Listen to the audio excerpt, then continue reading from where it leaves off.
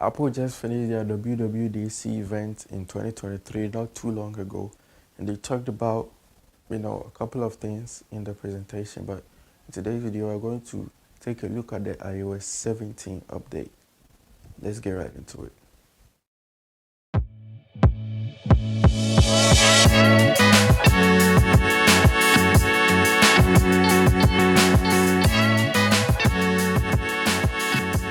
First off, I'm going to point out that this is not the official iOS 17 update.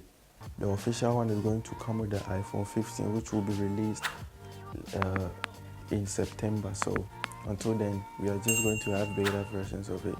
So the first feature I'm going to talk about, which is coming to the iOS 17 update, is the swap info. So what this is, that it's like airdrop, basically airdrop. So you can airdrop your contact information to other people. So you just airdrop, boom, they get your number, your email and stuff like that, which is pretty nice. The second thing I'm going to talk about is the contact poster redesign. So you know how you have like a call screen, like a normal boring call screen. Now you can set like individual call screens for individual people. So let's say a person calls you, right?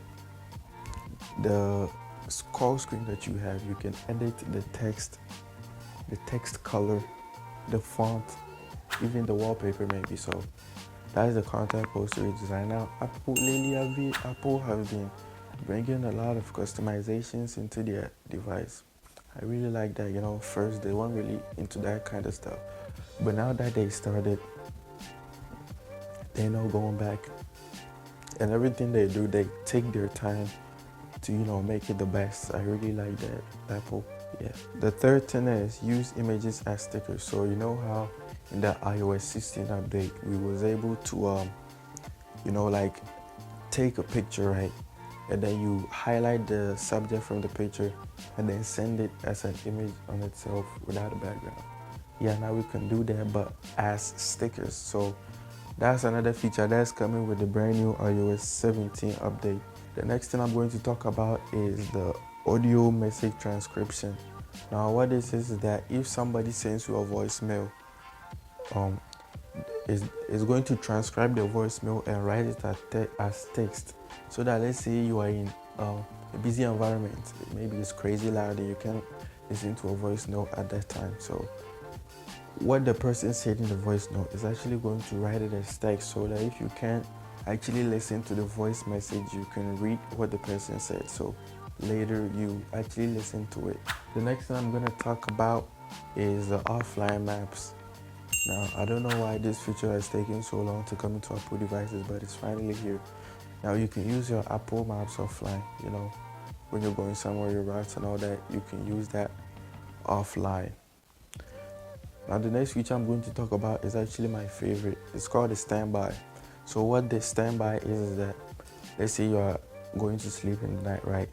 You have, let's say, a wireless charging dock on your nightstand or something, or you plug your phone in. When you do so and you turn your phone into landscape mode, it's going to bring up this screen where you have your clock, your widgets. If you have a timer set up, it's going to show your timer. If you have an alarm, it's going to show your alarm and stuff like that. Just a simplified look overall, so that you don't have to take the phone to go through some stuff and like that. So that's the standby feature. The next thing I like to talk about is the customizable widgets. Before we had widgets on our home screen, but did I say customizable widgets? I meant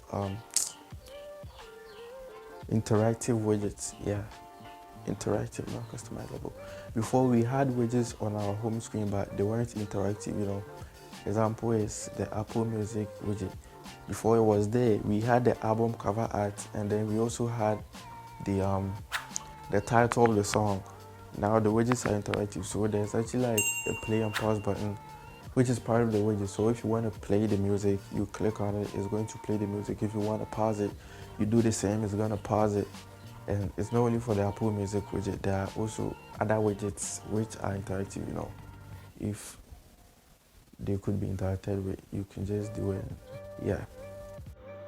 Okay, so while I was editing this video, I found that I actually left one of the features in, so I'm going to hit that real quick. The feature I forgot to say was the check-in.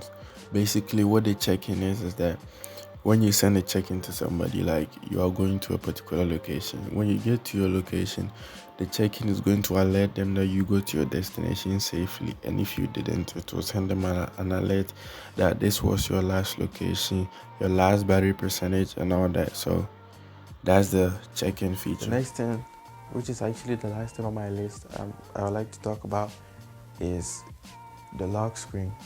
The lock screen got more customizable. So in the iOS 16 update, we had the customizable lock screen where we would be able to customize the font type, the text, the filters on the lock screen, a whole lot. In this feature, it's actually just one thing. The text on the lock screen, where it says the time, like the 7 o'clock or blah blah blah, you can actually choose to make the text thicker or make it slimmer. So that's the feature the iOS 17 update is bringing to the lock screen. That is basically it for my iOS 17 list of features that I have for you guys. If you enjoyed the video, make sure you like and subscribe. And if you have any thoughts, make sure you leave them down in the comment section below. I'm gonna see you guys in the next one. Peace.